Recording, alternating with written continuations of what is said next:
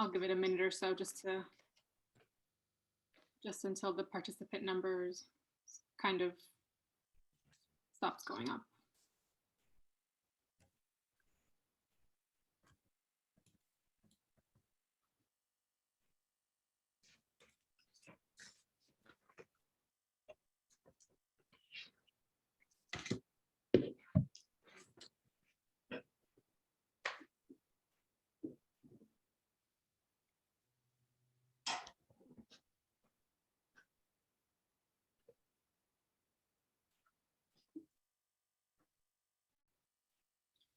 Okay, so I see the numbers staying pretty static. So why don't we begin? I'll call this meeting to order at 5:31 p.m. I'll first call the roll. Sonia Grace. Present. Linda Liz Colon. Present. Hugo Figueroa. Present. Brian Estrada. Present. And Glenda Lis will not be joining us tonight. And Andrew Bramson will join us a little bit. Mendiosa, Madam Chair. Who did I say? Glenda Lis. I'm Oh, sorry. we knew you were talking about. She just gave you a look, that's all. I'm so sorry. So you know what? Staring at the screen, I saw your name and I said the name, but I was thinking of Diosa. I'm sorry, everyone. Diosa Martinez will not be joining us tonight, and Andrew Bramson will join us a little bit later. Thank you for catching that, and sorry for the confusion. So we do have a quorum, so we can continue on to the next item, which is the consideration of the meeting minutes of February 4th. Do we want to, February 4th and February 11th, do we think it's appropriate to take them collectively, or should we take them separately? Anyone have thoughts either way? Okay, why don't we take them together? So I'll entertain a motion to approve both the meeting minutes of February 4th and February 11th. So moved. Moved by Brian Estrada. Second. Seconded by Glenda Liz Colon. Do we have any questions, comments? No. Hearing none. All those in favor, please say aye. Aye. Aye. Any opposed? I am also an aye. The meeting minutes have been approved. Item number 3 is the consideration of personnel actions, including any new appointments, layoffs, rescissions, resignations, recalls, and retirement. And we do have a memo in our packet. I'll entertain a motion to approve the personnel actions. We no longer do that. So we just, Oh my gosh, yeah. we just receive. Yep. Thank you for the reminder. So Dr. Toledo, do you want to walk us through your memo? I'd be happy to. So in this month's memo, you'll see we have hired one new team member, Yadira Garcia. She's going to be joining the guidance counselor team at the high school. And this is connected to that wonderful grant that we received in partnership with RIDE and Prepare Our Eye. So she is multilingual. Her family is from Central Falls, lots of great connections. And I actually had an opportunity to be part of the final round of interviews, and I'm very excited to have her joining the team. And then we have just one. It's that time of year where retirements are starting to come in, but not everyone wanted to be on the memo just yet. So one official retirement, Charles Thomas, who's been incredible on the tech team and really done so much work over his years of service. And he will be retiring effective in just about another week. So thank you so much, Charles, for all you've done to support all 6 schools. And then resignations, we have Juan Taveras, who's been on the finance team. He has been our grants manager, and today was his final day in the district. We thank him and wish him well, and he is going to definitely be doing work with us in an ongoing way because he's joining the finance team at RIDE. So we will have a very familiar, someone who knows us well as we collaborate with the finance team at RIDE often. And then finally, just advanced notice was given from Vincent Palladino, who's a teacher at the high school, that he'll be resigning effective the end of the school year. Okay, thank you for walking us through that. I want to just make note, so it's on the record, that board member Andrew Bremson joined us at 5:34 p.m.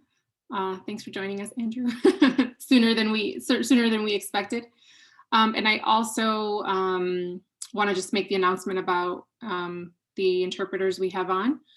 Si nos han acompañado en la reunión hoy y quieren escuchar la reunión en español o en portugués, pueden hacer clic abajo donde dice Interpretation y escoger la opción español para escuchar la reunión en el idioma en español o en portugués. Sonia, turn it over to you, please.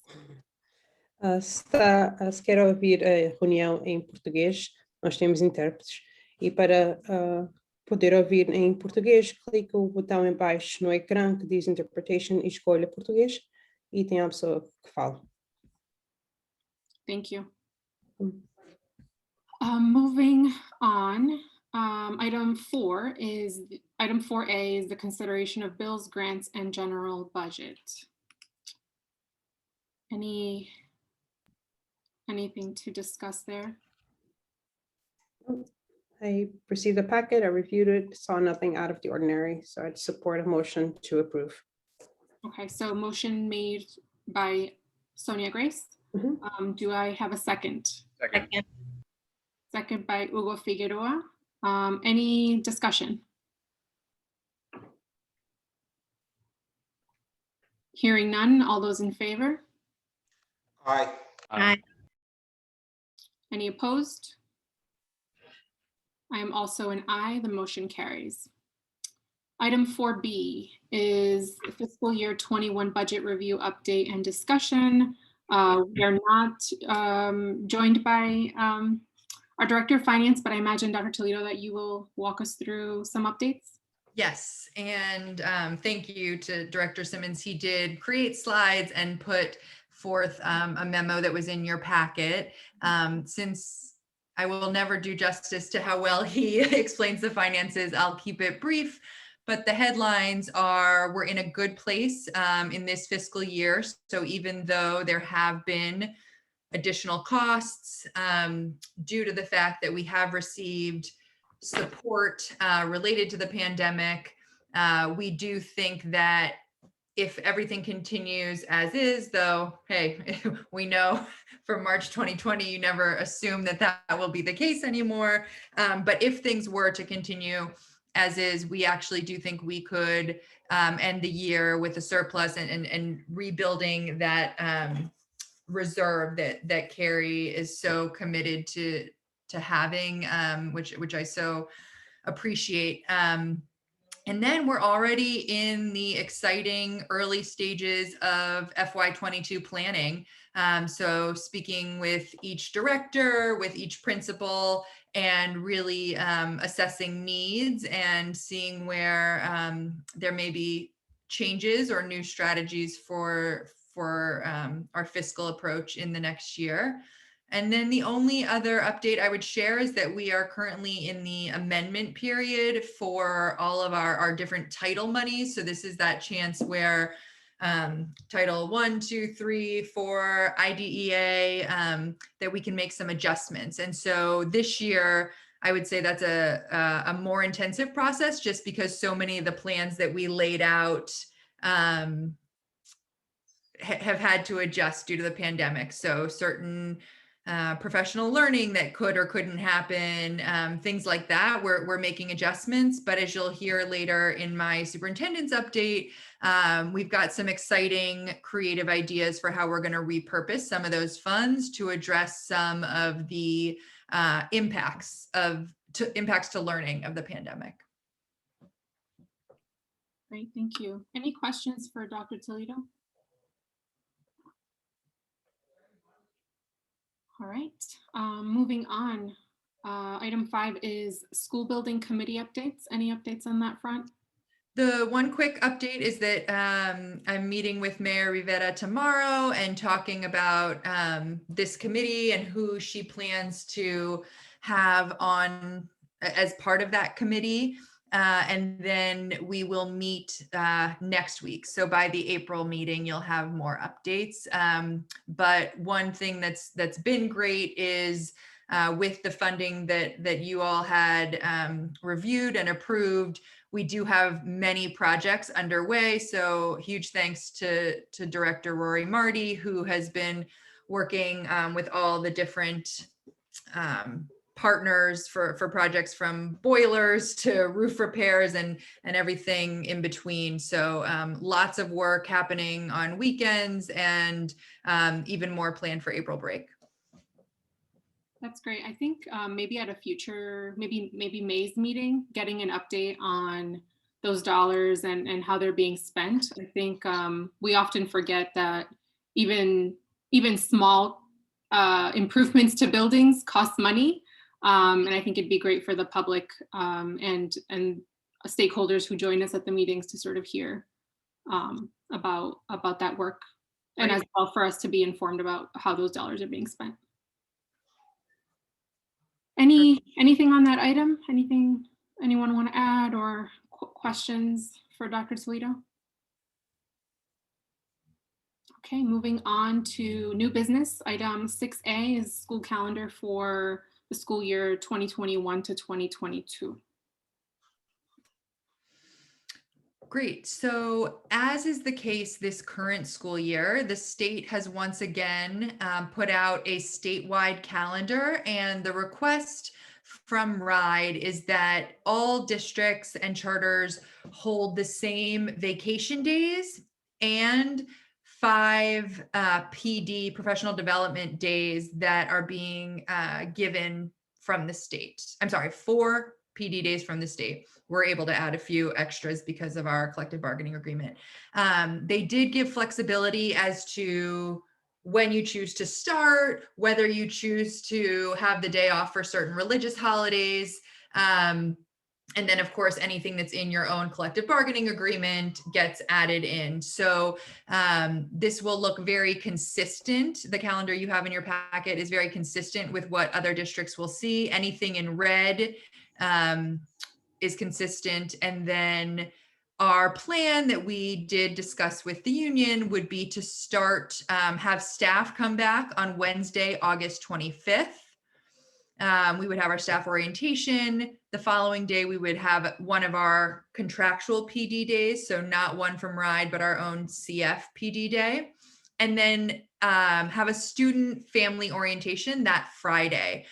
So one of the things that people really loved this year, even though the start of the school year was like no other, was that we had family orientation in a more comprehensive way than ever before. And that was really well received by families, and faculty as well shared that it was a very positive way to kick off the year. That'll also be a day to do Chromebook distribution and other things like that. And then a more traditional first day of learning will happen Monday the 30th. I just want to name it because it's odd. So if you're wondering about those 2 PD days on September 1st and 2nd, we have been asked by RIDE that those are not moved by any district. They are asynchronous learning days, so they count towards the 180, which is one of the other reasons we felt it was important to come back in that second to last week of August, so that kids had time, at least a few days with their teachers before they're already in an asynchronous pair of days. And then if everything goes according to plan, the last day of school would be June 15th.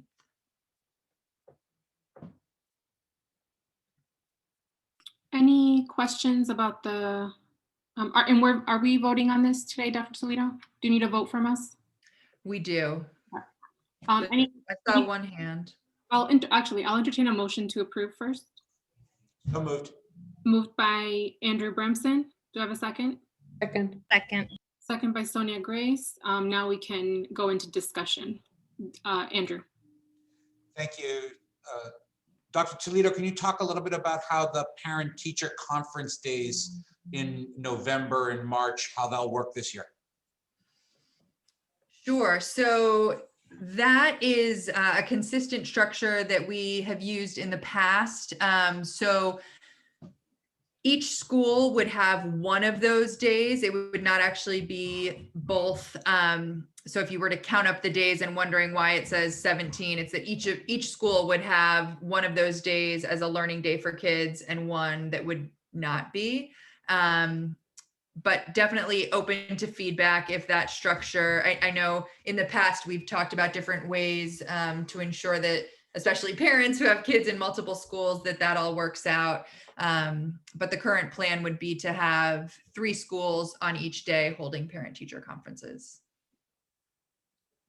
Thanks. And then just as a follow-up, is there any guidance from RIDE or just thoughts that you've had about handling inclement weather days next year, snow days, whether there's a default that they would be, asynchronous learning? What's sort of your thinking early on that? Sure. So early thinking is that yes, they would be asynchronous learning days. We have started to talk about, so for our incoming kindergartners next year, would they be all getting devices? Maybe, maybe not. These are things we've never had to sort of ask before, in that right now, every CF school student does have a device. So we'd need to talk through a little bit more, like what does that look like to be prepared for an asynchronous learning day at all grade levels. But the feedback from families and faculty staff so far has been to keep the asynchronous snow day. The one thing I am hearing, but not yet official from RIDE, is that we would likely have to go through a more formal process to apply for that privilege, if you will, for next year, whereas this year it was allowed for all. Yeah, I think that was the process pre-pandemic, that districts who wanted to do virtual days on snow days, presented a plan. So, okay. Any other questions? All right, hearing none. Oh yeah, Brian, go ahead. So just on the actual calendar in June, there aren't any days. Like sorry, not on the actual calendar, but on the bottom where it says like graduation 180th day, there aren't any dates there. So I don't know if there should be any changes for that. I'm assuming the 15th would be the 180th day. Correct. And then graduation, when would that, or is that, when you say tentative date, does that mean like it's still up in the air, or is it supposed to be on the schedule? So the state says you cannot have graduation until after your 170th. And so I believe graduation by that count and we've always had it on a Friday. So if we follow that tradition, graduation would be June 3rd. Okay. If I'm counting correctly, 1, 2, 3. Yeah, we can have, and I will add that tweak. So the 3rd would be graduation. Thank you. Yep. And then for the 180th, probably put 15 as well, just to reflect it. Yep. Awesome. Thank you. Any other questions or comments? Okay, hearing none. We do have a motion and a second. All those in favor, please say aye. Aye. Aye. Okay, Aye. Any opposed? I'm also an aye. Motion carries. I lost my agenda, so give me a second. All these screens up. Okay, so the next item is public comment. So if you've joined us in the meeting and you want to provide public comment, please add your name to the chat. And if you give us a second, we will enable the chat.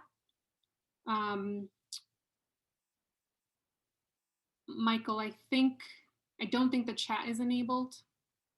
If you could just help us out with that? Oh, okay, the chat is on. So if you would like to speak to us, if you would like to provide public comment, please add your name to the chat.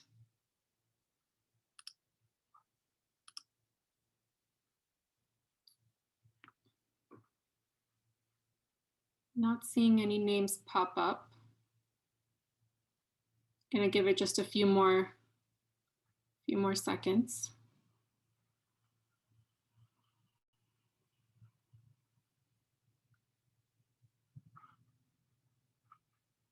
Okay. So there is no public comment for today. Item 8 is superintendent comment.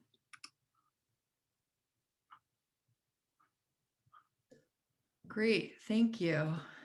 Okay, I'm gonna go ahead and share my screen with you.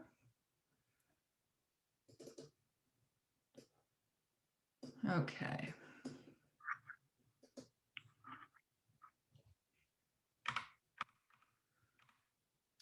Okay, so we'll start with some district updates.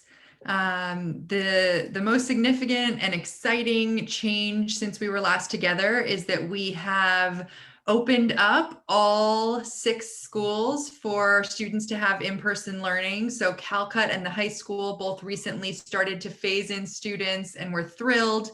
That will be happening in multiple phases. So what I decided to share was the numbers as of next week. Just because with each week since February break, we're slowly bringing more and more students in at Calcut and the high school for the first time, but also increasing in-person learning across the other 4 schools for our younger students, as well as in as many places as possible, increasing the number of days. So this is very dependent on staffing and then family interest. And, there's many pieces to this puzzle. So the approach is slightly different and the timing is slightly different in each of the 6 schools. I did include in your packet, for anyone who wants to know more detail, a document which links to all 6 schools' plans if you wanted to know more specifically about the timing of some of the phases. But this gives you an idea of how many more students will have the opportunity for in-person learning than when we kicked off in the fall. So we will be up to 52% of our students in person as of next week. The next update I want to share, there we go, is around attendance. And what I think is important to note is how tied attendance patterns and trends have been to the format that a student is learning. So specifically, students who are distance learners have had significantly higher rates of absenteeism than their peers who are coming in person. I think it's actually quite interesting to look, if you see this, the only part of this graph where the red goes higher than the blue is actually that time around the Christmas break where we had a buffer where everyone was doing distance learning. And so it's actually, that little triangle, if you will, should even be blue, because at that point, every student was a distance learner temporarily when we created that buffer and the state was in a more significant shutdown. So we, certainly can't draw conclusive assumptions from the data, but it is noteworthy how our students who are coming in person do seem to come much more often than their peers who are distance learners. And so we're hoping to continue to have as many families who are comfortable have that opportunity to opt in for more in-person learning. Dr. Toledo, can I ask a question? I'm sorry if you mentioned this and I missed this. In terms of when we say that kids are coming in person, are they coming in every day, or are we still on an A/B Great question. So it varies by school. And let me just go back a few slides here. So you'll note in the Ella Risk, Captain Hunt, and Raices rows that they actually delineate how many of the students are 2 days versus 4 days. So again, a lot of this comes down to the staffing. We do still have some staff who are, on medical accommodations, for example. Many of those staff will be coming back soon. In some cases it had to do with needing a certain amount of time after the second vaccine in cases where it was medical. And so all that to say, every situation is just unique in terms of how quickly we can have students coming. But our goal is to have as many students doing 4 or maybe even back to 5 if we can make it happen as possible. Dr. Toledo? Or actually, Sonia, were you going to speak? I was, but I can wait. Go ahead. Okay, it's really quick. For veterans, is it just, what's the breakdown for that, if there is a breakdown? Right now, the majority of students are still in the A-B hybrid, with the exception of students in self-contained programs. So I believe that is about 30 students who are 4 days, and the rest are 2 at vets. Thank you. Okay. So so in the description you had sent us in our packet, it was more detailed about how each school was set up.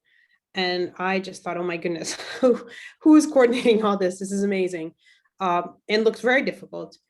Do we have a sense of how many parents, how many families have children at 3 different schools that are dealing with that level of maybe today you're 2 days, the next day? Like, do we have a sense of how families are receiving this information? Can you speak to what communication has gone and how parents and families are receiving it and what questions you're getting? Sure. So it's a really important point to lift up. And I would also say that even if you have 2 students within the same school, it might be different. And so I note that because I think at some point we had to let go of trying to make it consistent, just because if we tried to do that, we were holding back a lot of opportunities for in-person learning just because we couldn't get everyone to that level and at that pace, if that makes sense. But we have not heard any complaints.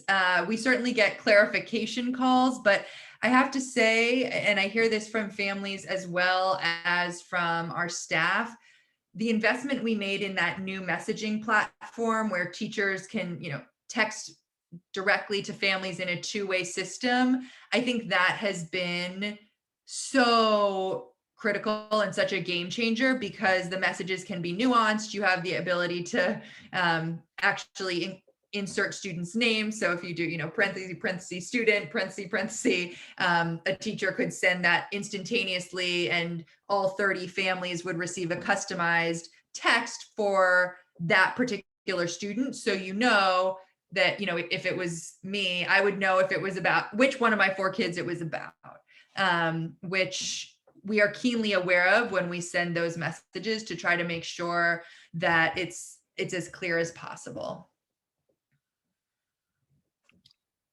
I know we have some parents on the board though, so if you have other experiences, we do want to hear them and how we can always keep improving that, because it's certainly complex for anyone who's trying to map it. Andrew, I think you have your hand raised.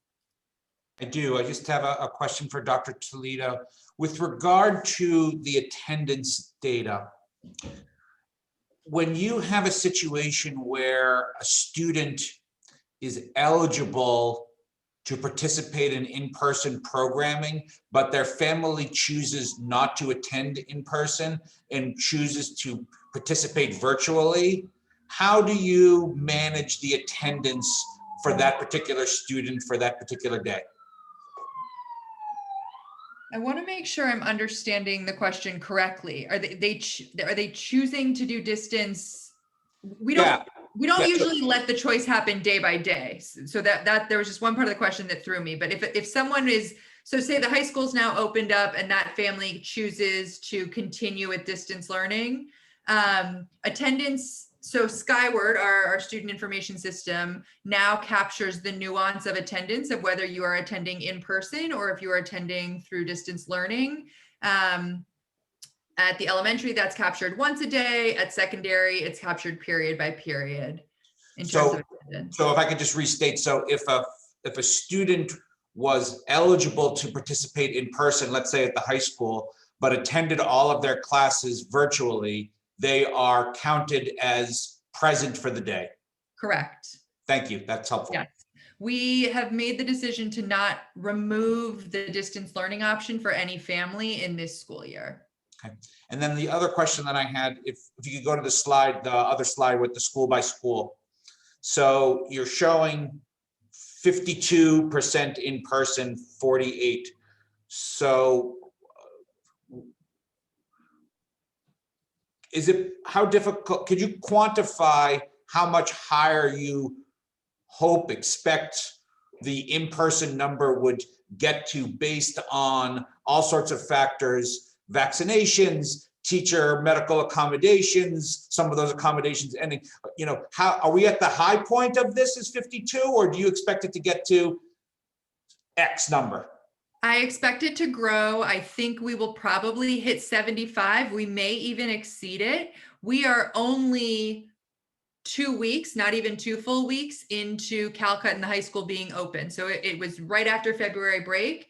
And so those numbers will continue to ramp up more significantly over the weeks and even months ahead. I think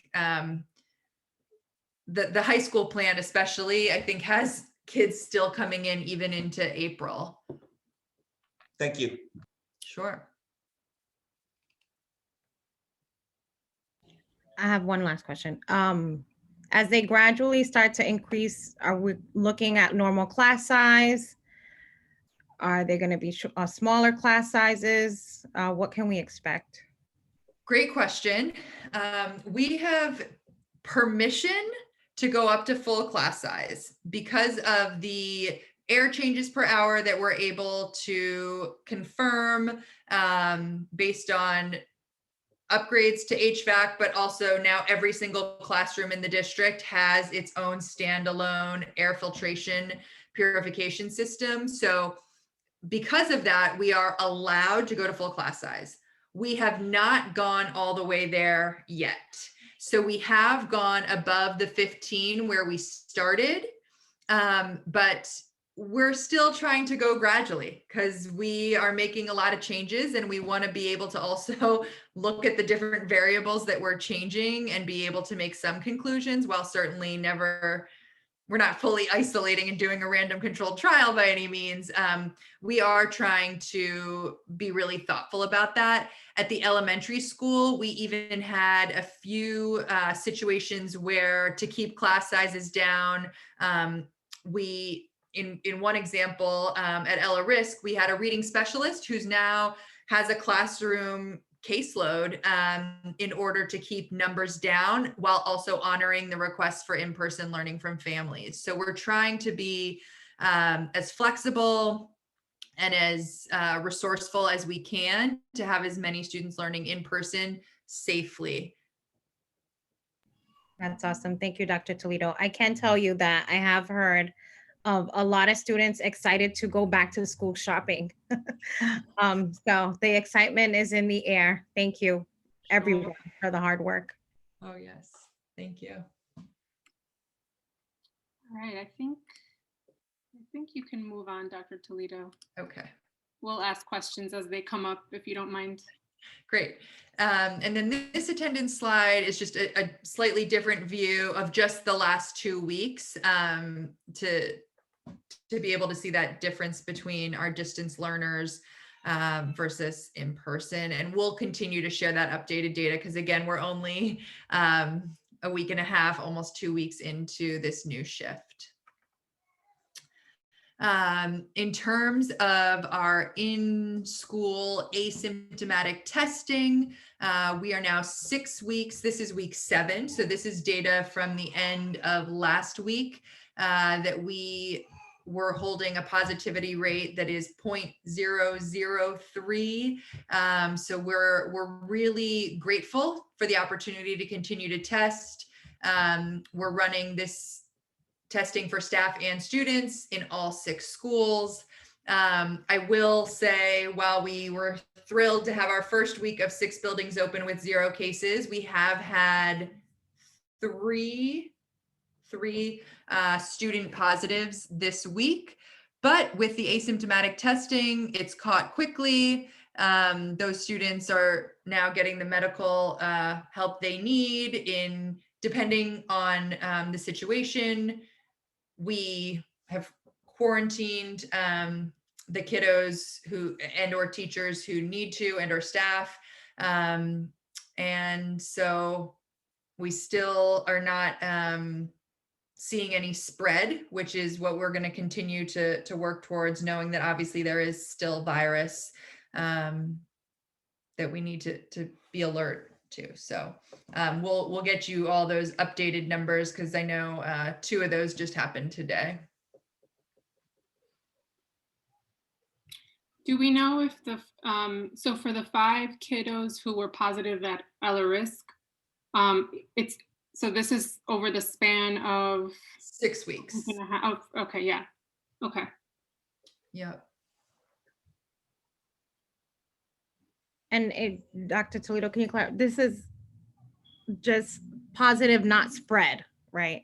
Correct. So we still have actually never had a situation where more than one child in the same classroom was positive. And we've been able to determine the positivity, isolate, because these cases these are kiddos and adults who are asymptomatic. And so I think we probably all at this point in the pandemic know someone who has been positive and not even felt sick, which in some ways is wonderful for that individual, but also concerning because they could certainly spread it, which is why we're just so grateful to have the asymptomatic testing and catch those individuals who didn't even know that they were carrying the virus.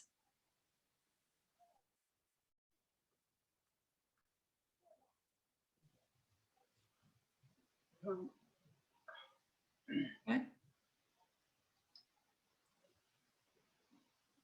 Can you please, probably I missed, I'm looking at my PowerPoint presentation, maybe I missed it. Can you go back one slide, please? Sure. And the 2 element. Oh, looks like that one is not. I'm looking at the student option just for the elementary school, elementary only. That one doesn't show. Yeah. We did change the slides. Did you download them maybe or something? Yes, I did. Okay, we made some edits. The data and tech team was making some adjustments. So we might not have included that slide anymore. Yeah, because okay, yeah, I was gonna ask something about that. Sure, I can still respond to it. No, because I just want to know because I see the graph is you know, the I don't know if they do not join the meeting or why is the reason that why is it's more than 50% on there. So yeah, when I've spent a lot of time talking to teachers and families of students who we are seeing these really high rates of absenteeism. I think some of it is what we can probably all relate to of Zoom fatigue. So if kids have now been home for a full year as of next Friday, I think the longer a student is doing distance learning, the more attendance issues we're seeing. So maybe just feeling like it's tough to keep engaging, which is why we're so excited to have all 6 schools open and be inviting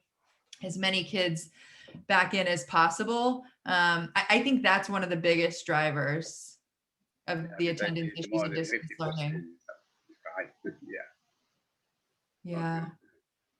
And thank you. One other thing just that I thought was really interesting, when I was talking to some of our teachers at Calcut, they said, you know, attendance is pretty good in the morning, and then they take a break for lunch and maybe half the kids sign back on after lunch. So that's another thing that we see. Sometimes, you know, there's many reasons for that. Sometimes they are off to help with a sibling, or, you know, there's so many factors. But it definitely is impacting kids who are at home more than in person. Thanks. I have to say again, shout out to Miss Molly's team, because if my son forgets to log back on after break, I get an immediate message and get him right back into class. So that has been very, very, very helpful. That's great to hear. Thank you for shouting out Miss McDonald and her team.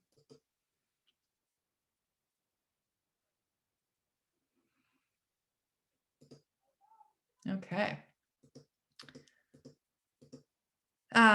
This is just a little plug and update. So we shared in previous board meetings that we now have these giant towers on top of Calcut that are sending broadband to enable families to have internet access at home. The pilot is expanding, and so we need more families who are interested. They have learned that the signal is best within 2 blocks of Calcut, so you can sort of see different lines here that go broader and broader. But if you're at all interested in learning more, all that you need to do is call the tech hotline, 401-919-2367, and then they'll make sure you have everything you need.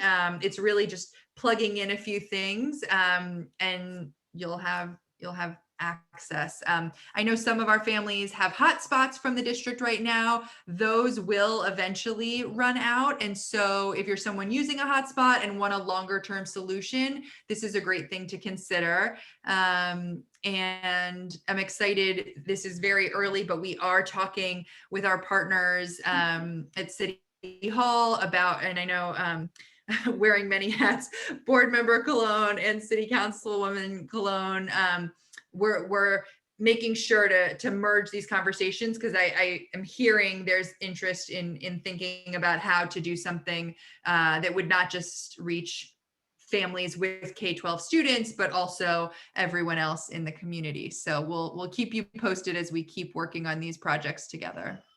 So I have a quick, so you just mentioned that can go up to 2 blocks or can go farther, the signal? The signal is best. The test they're running, the signal is best within 2 blocks. So if you live close to Calcut, you're a great candidate.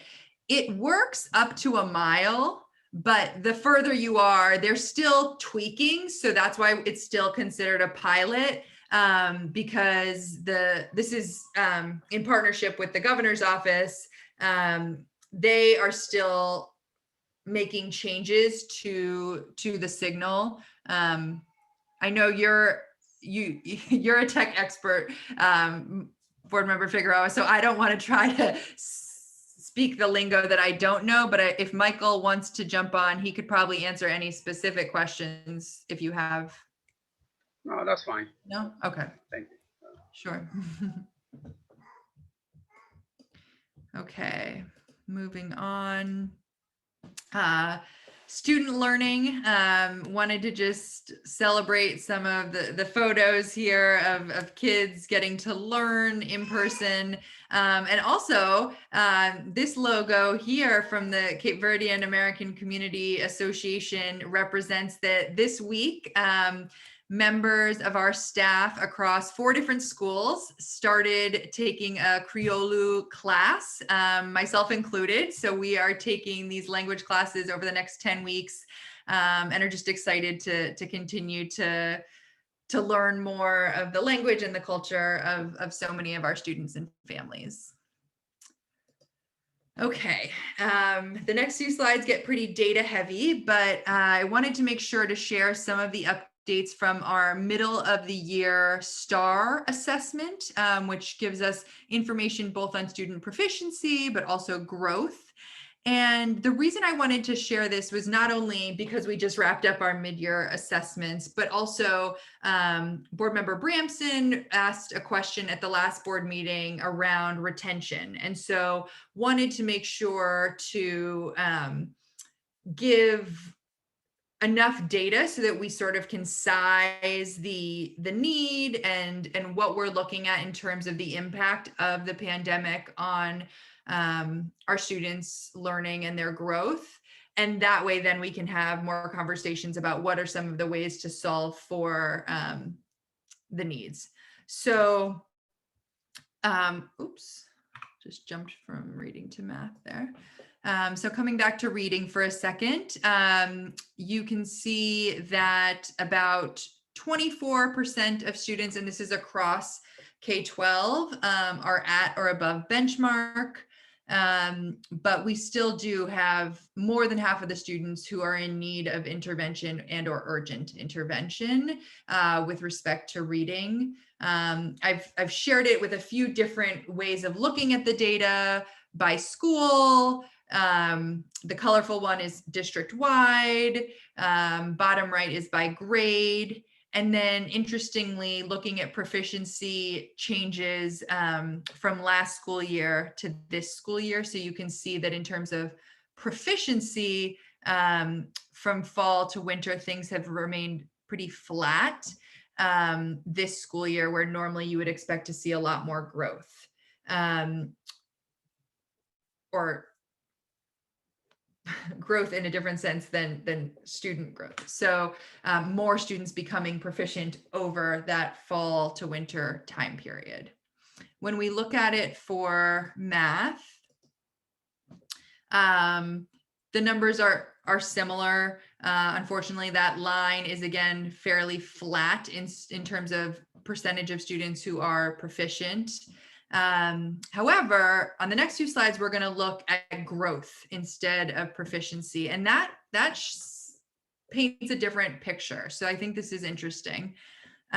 So when we look, we went back 5 years to really see like what are the patterns of growth that Central Falls schools have seen when we compare fall to fall, fall to fall, fall to fall. So we took an average of the previous 5 years, so 4 years prior to the pandemic, and typically in a year we have about 67 on average 67% of kids who demonstrate typical growth. Now this year it's 65, so that's actually not that significant of a shift to go from 67% of students to 65. So while we haven't seen a ton of growth in change in proficiency, it is not that different than a typical fall to fall. So thinking about the impact of last spring. Then on the lower half of the slide, we're looking at a fall to winter comparison. And so over the past 4 years, it's been an average of 61%, 62 if we round up, 62% of students having the typical or expected growth. And this year, 51%. So when you take the impact of last spring and the impact of this fall, you do start to see a more significant change. But again, not as drastic as I think some people might have hypothesized. Okay, now we'll switch subjects here and look at this for math. And the story is somewhat similar, though the difference between the last 4 years, fall to fall, we see a greater decline. So this year, 52% as compared to an average of 63% over past years, fall to fall, and then fall to winter, where we would typically see about 60% of kids having typical growth. We're down to about 53. So again, this is like rolled up data across so many different grade levels. So, you could dig into all different cuts and analyses for weeks at a time, and we have been, but wanted to just give a real high level picture to show that while we don't have as many students making the growth that is expected, it actually frames, I think, a bigger concern for even in non-pandemic years, that we need to have many more students reaching that typical growth. I think I just saw a hand. I think it's Bryant. Hi. So I have a couple things. What is the participation difference right now due to COVID?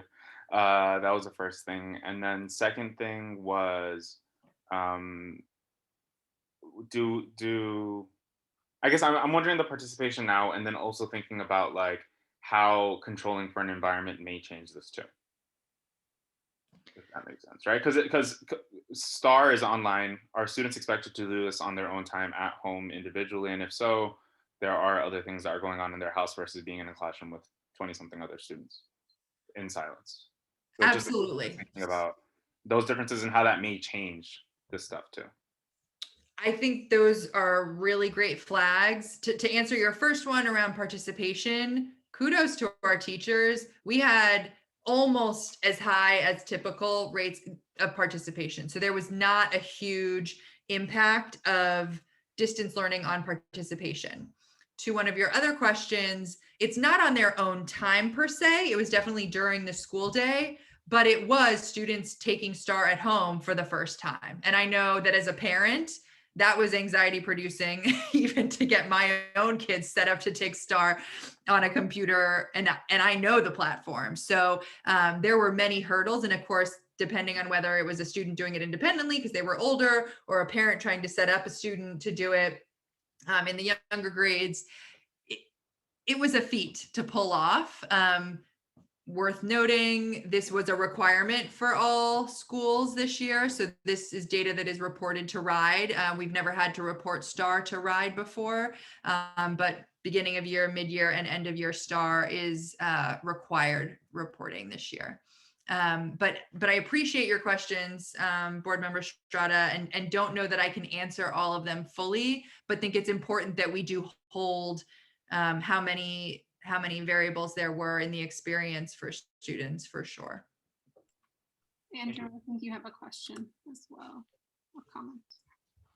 Yes, thank you. This is really helpful. And it, I guess the question that I have for Dr. Toledo is, I get that this is all aggregated across grades. Did you and your team see any real outliers amongst certain grades that may not be captured in this aggregate data? Not yet. What I would say is we are still digging into it. So we just got access to the summary data on Monday.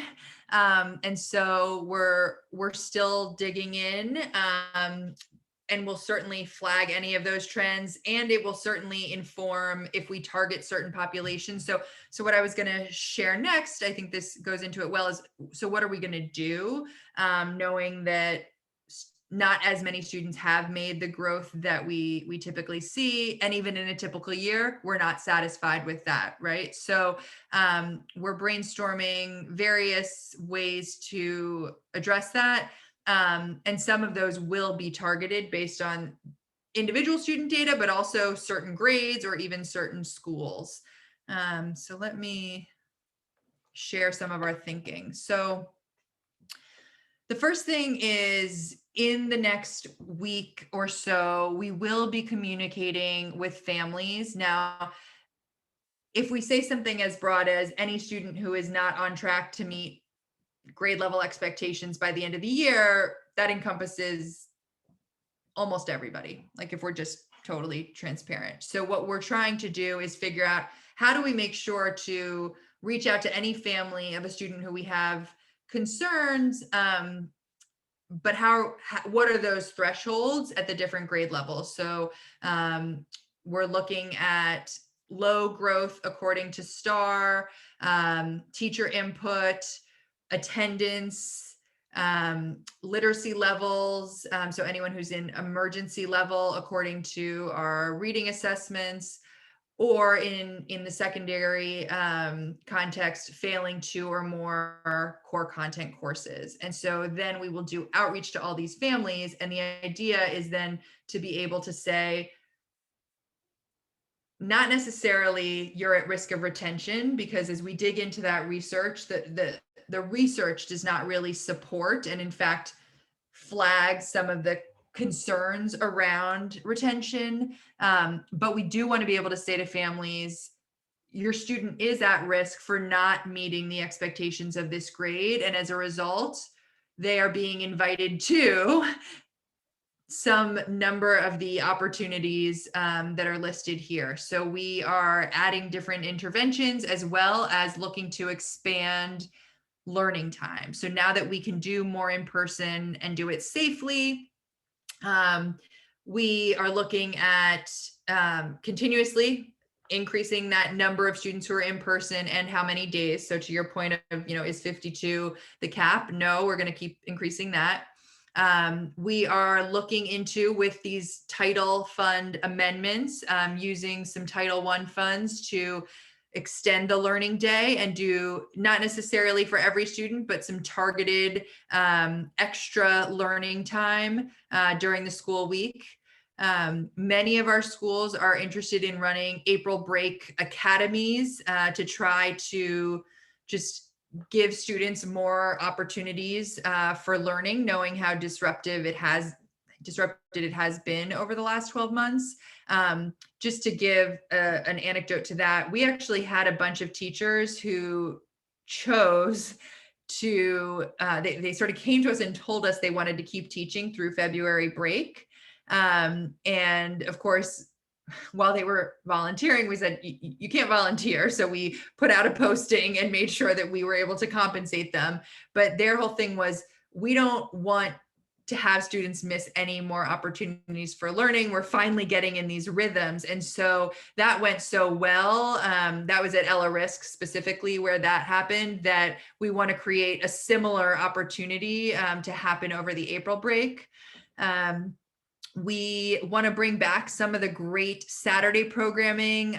You likely remember Dr. Paez had awesome programming for newcomers pre-pandemic. And so we want to bring back some of that programming. And then of course, summer school. And we want to do some additional, more innovative ideas too. So we've been thinking about any transition grades. So if they're going to be going into a new school, doing some like summer bridge or kindergarten camp, 5th grade camp, maybe 9th grade camp, to really ramp up and maybe even do some instruction of things that typically would be covered in that 4th quarter that may or may not be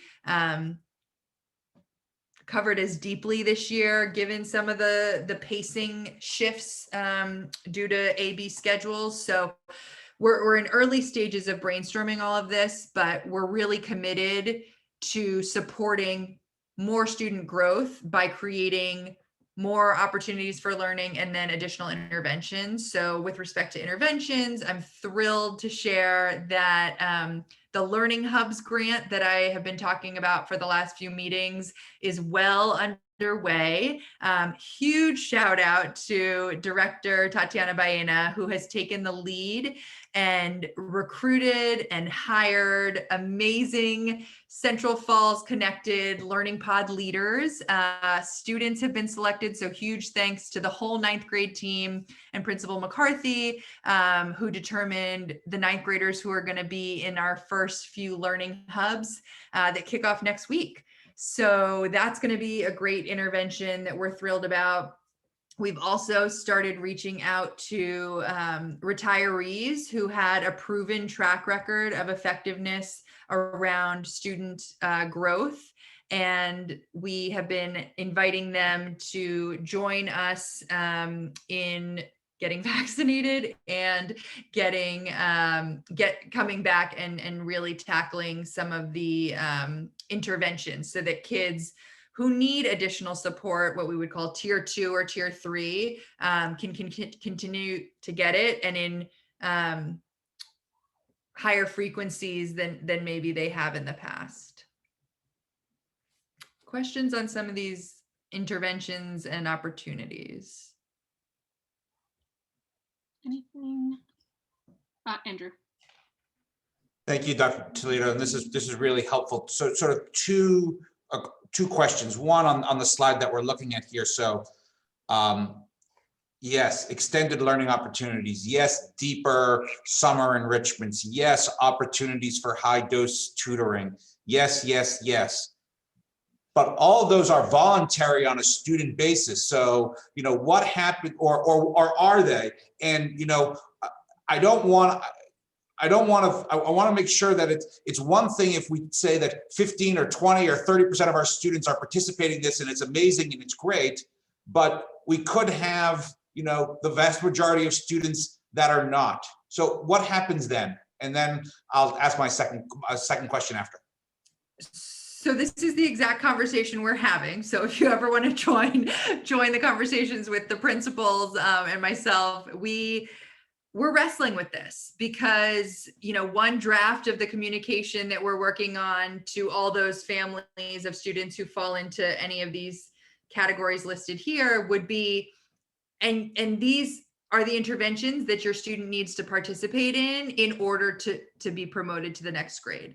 However, we also don't want to say something that we're not going to follow through on. And the more we talk to other districts, dig into the research, we don't know that not promoting or retaining a student is going to be the answer. So all that to say, we don't exactly know what that message will be. I don't think it will be voluntary per se, but we're not exactly sure how to make it required. But those are conversations we're trying to have in a nuanced way and in a supportive way to families, because there will be certain reasons that are very valid for why a student might not be able to participate, say in Saturday school. And so we want to be flexible to create other opportunities if there's, you know, a valid reason why a certain recommendation is not the right one for that student or family. Thanks for that. And then the other question I have is, I believe it was right around this time of year 2 years ago, when you were just the chief academic officer, and we were meeting in very large settings to talk about the report card data. And we had a couple of schools that got a second star. I believe Vets, I believe Central Falls High School. And when we looked at that data, we really knew that it was the growth data. It was the growth that was, and not by a lot, it was that growth data that was getting that second star. Mm-hmm. From what you're seeing now on some of the growth data, how does that sort of, you know, what does that forecast look like for you? And, you know, what are sort of I understand the pandemic has changed everything, but what's sort of the ramifications of, you know, losing that second star from all sorts of perspectives? Such great questions. I guess my way to sort of respond with a smile is that's why we said our goal is that by 2025, we would have all students in a school that is 3, 4, or 5 stars, because we know it's not going to happen right away. The formula for the report card will still take an average of the last time students took RICAS and this one to inform this year's report card. In some cases, there's schools that are happy about that. In others, they really wish they could just throw away everything pre-pandemic, but that will still, you know, that's still our data and will impact this year's report card. I think of how much more growth. I'm cautiously optimistic that now that we have in-person opportunities for learning, we're going to see the growth accelerate in a different pattern than we would in a normal school year that might be more consistent, just because we're making this shift from distance to in-person for so many of our students. Thank you. I'm all set. Anyone else have any other questions? I do. Sonia. Did you, and you may have said this earlier on when we started talking, how many students is on your list to receive this communication? Is this like blanket district wide? We're talking about 5% of the students. Who are we, how many are we talking about, and what does this look like for us all collectively? Great question. If we were to go based on the 5 bullets here, it would be about 50% of kids. It's huge. Yeah, it's huge. Huge. And so we, with each school, are having a conversation about what makes sense in terms of which interventions to offer and which students to reach first. What I will say is, while we are repurposing some of our title funds to do some of these immediate actions, we still do not know what funds will be available for summer. We certainly think, based on national conversations as well as statewide, that there will be an influx of funding to do a lot more programming for summer to address learning loss, if you will. But because those numbers are unknown, we're sort of designing and dreaming and planning, but haven't yet sort of hit or firmed up those thresholds, because we don't know how many students we will be able to provide programming for. So those are the realities. But to your first question, if I was just keeping it simple, 50%. Thank you. Any other questions?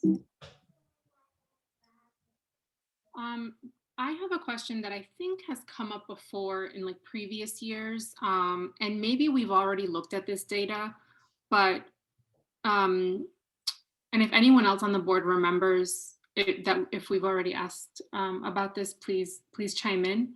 So actually, Dr. Toledo, do you mind going back to your previous slide real quick? The one. Oh, yep, the one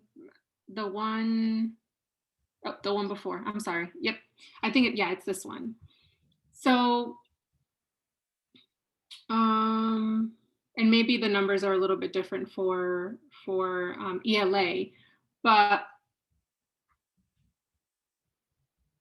I'm trying. Do you want to look at reading? We have both.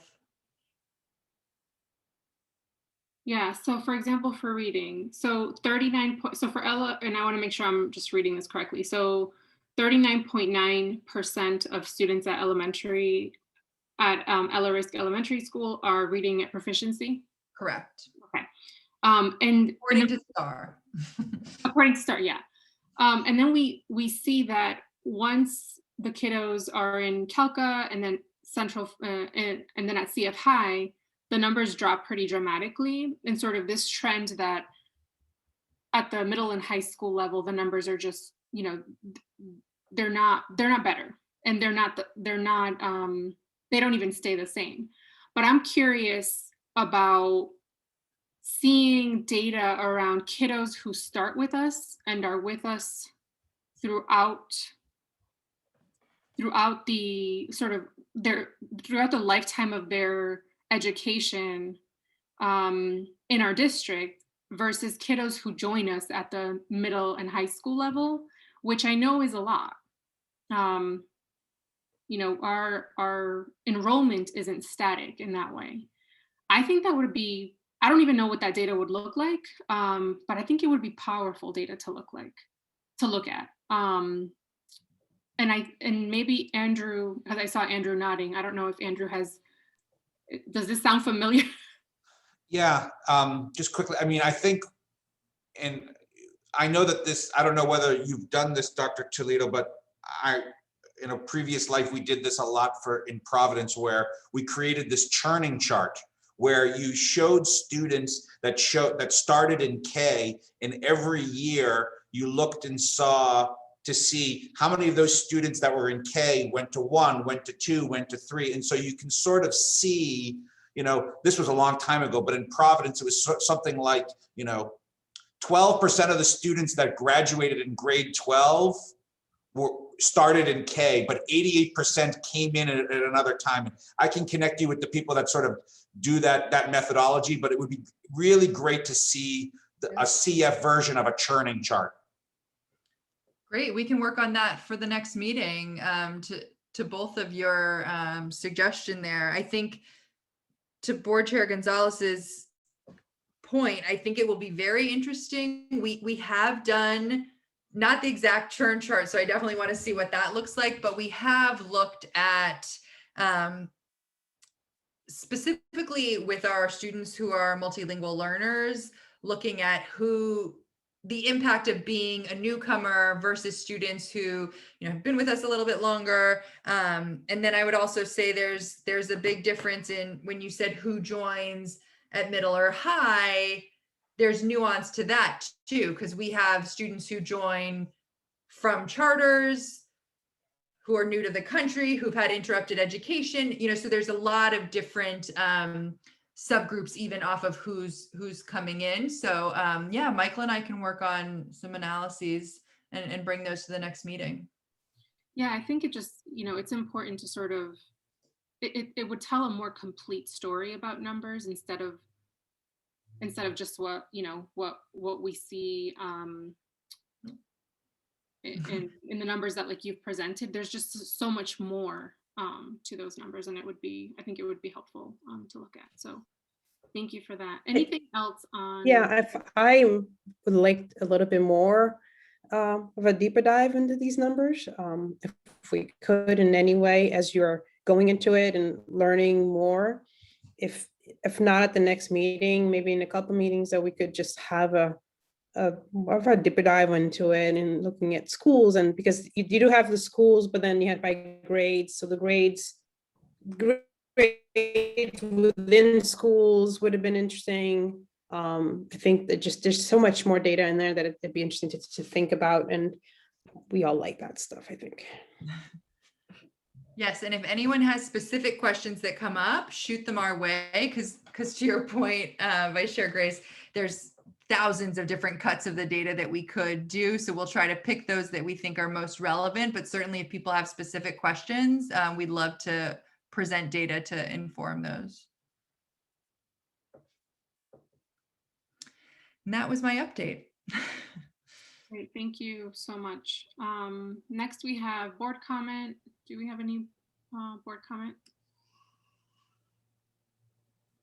Hey, y'all. I have a good question. Or not a question, more of like a statement. I was wondering, now that we've transitioned to new leadership in our city government, I'd be interested to hear, I know like we had the conversation where the previous police chief came and spoke to us. And now that we are going more in person, I'd be interested to hear what kind of shift is happening in regards to SROs in the building, especially because of the new chief and his background in implicit and racial bias training. So I don't know if there's any chance to get more information on that, to bring him in or something, just to hear maybe what his thoughts are if we choose to continue, right, the way that we're going with having SROs in our schools, what his vision is for that part of his department. Great. Yeah, that's a great suggestion. He joined 2 of our schools' family Facebook lives this week, but we could certainly invite him to the board as well. I know Mayor Rivera has made that an intentional stream of work. She reached out to myself and all the charter leaders to create opportunities for students to meet him, and it's been great so far. Any other board comment?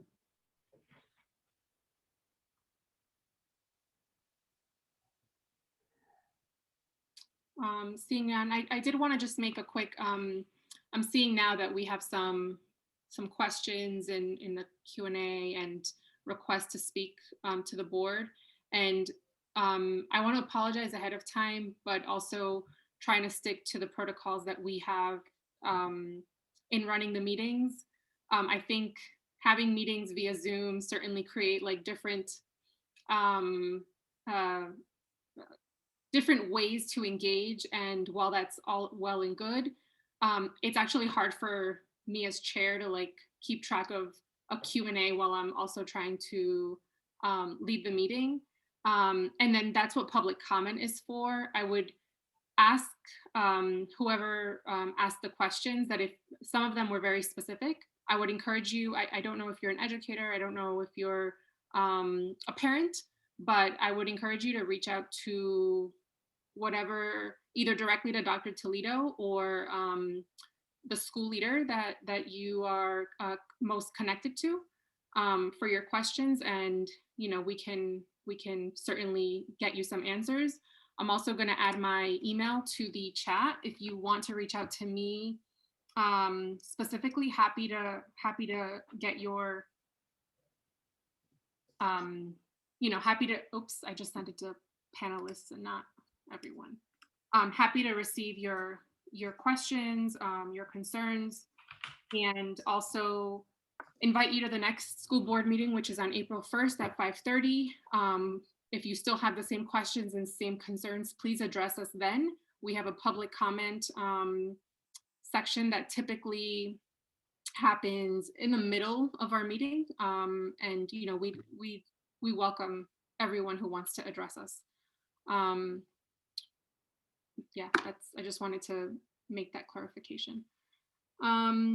All right, so hearing no more board comments, I want to move on to the next item, which is adjournment. I'll entertain a motion to adjourn. So moved. Motion made by Brian Estrada, seconded by Sonia Grace. All those in favor, please say aye. Aye. Aye. Aye, we are adjourned. Thank you, everyone. Good night, everyone. Good night.